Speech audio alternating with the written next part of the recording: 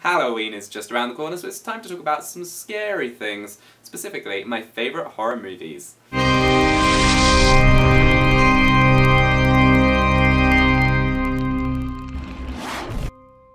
So I don't claim to be an expert on the horror genre, it's really only something I've gotten into over the last 2 or 3 years, but even in that short space of time I've already found a lot of things that I really love. And the first movie we're going to be talking about today is the one I love the most. It's not only my favourite horror movie, but it's also just one of my favourite movies full stop. It is The Cabin in the Woods. I'm not even sure where exactly to begin with The Cabin in the Woods because I basically love everything about it. This film is very funny, with some extremely witty dialogue, which is typical of something coming from the mind of Joss Whedon. But still, ultimately, this is a horror movie. I think it's impressive because it's difficult to walk the line between horror and comedy. A lot of the time you end up too far on either side, but this film just walks the tightrope perfectly between the two. And that's a common theme running through most of the movies we're going to be talking about today. The horror that usually connects with me the most is the horror that has a sense of humour. Now, if you haven't seen Cabin in the Woods yet, then please do yourself a favour and go watch it. But also my big word of advice would be don't try to find out anything about it. Go into this film knowing as little about it as possible and you will get a lot more out of it.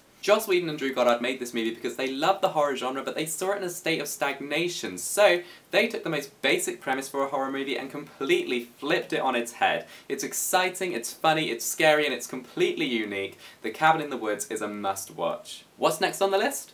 Youre Next. See what I did there? A little bit of wordplay. Extremely charming, I'm sure you'll agree. Youre Next is a very low-budget slasher movie that came out a few years ago. It isn't revolutionary, it isn't one of the best horror movies ever made, but that being said, it is a lot of fun, and it does try some interesting new things with the slasher movie template. A rich family having a reunion at this big manor house. One of the sons is bringing along his new girlfriend to meet the family for the very first time. It's all very exciting, but then over dinner, people start getting killed by these masked men attacking their house. Now, from this point you think, oh, I know where this is going, the family's going to get picked off one by one. We've seen it all before, David, we've seen it all before, but this time, there's one major difference. Remember that new girlfriend I mentioned? Yeah, she was raised on a survivalist camp as a child, and she has some pretty hardcore survival skills as a result. So what begins as your run-of-the-mill slasher movie basically turns into a one-woman war against these dickheads attacking their house.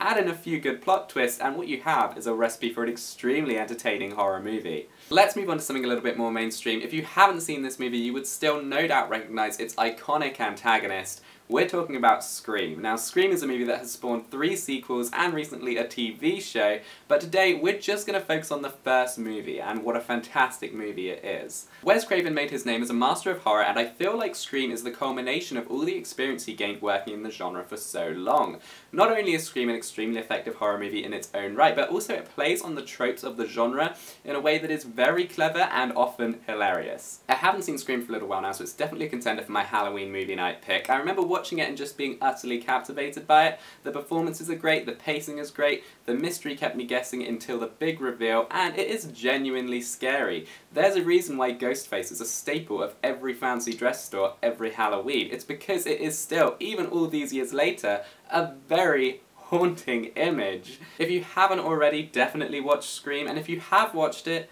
is it time you watched it again?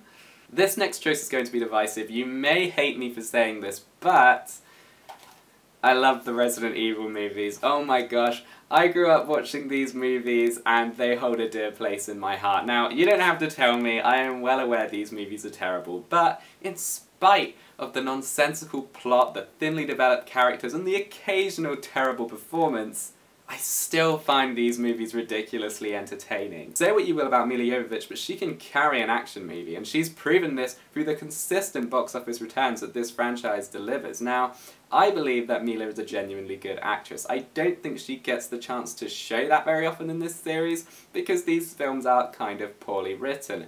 But even at the worst of times, she's still very charismatic, and you can totally tell she has an enthusiasm for this franchise. My favourite Resident Evil movie is the 4th one, Resident Evil Afterlife, because I feel that was the one that found just the right level of batshit insanity. We had clones, we had the Executioner, we had that ridiculous fight with Albert Wesker at the end. I mean, it's a wonderful movie, and I have watched it more times than I can remember. Every single time I find it entertaining.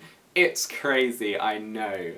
But don't you worry, I will definitely be making a video about the upcoming Resident Evil movie, supposedly the final one, when it comes out. What's the final film on my favourite horror movies list? Well, I guess the clue is behind me. Yeah, it's Aliens. So if I'm being perfectly honest with you, I do prefer Aliens, plural, to Alien, singular. But I feel like Aliens is a action movie more than anything else, so I can't really include it on this list. Whereas Alien, I do believe, is a horror movie first and foremost. It's basically a slasher movie, but instead of a guy invading a house with a knife, it's a xenomorph invading a spaceship with all kinds of horrible things and slaughtering everyone. In some ways I feel like Alien hasn't aged tremendously well. I do think that some of the visual effects don't really hold up anymore, and the pacing is slow. This film takes quite a while to get going, but that being said, it is still a really good movie. That chestburster scene still has all the impact that it had back in the day. The character of Ellen Ripley is incredibly compelling. She is a sci-fi icon,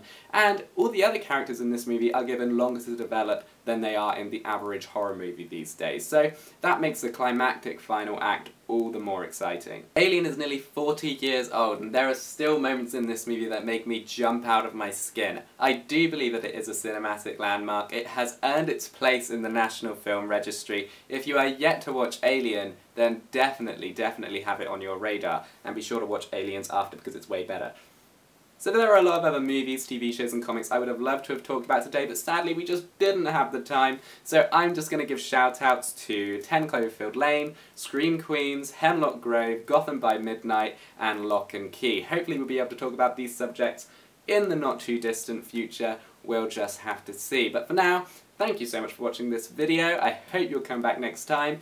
If you're that way inclined, you can hit the like and subscribe button, but I'm not going to peer pressure you or guilt trip you. Ultimately, that is your decision. Make the right decision. Hey, I said I wasn't going to peer pressure or guilt trip you. I didn't say I wouldn't threaten you. This has taken a dark turn.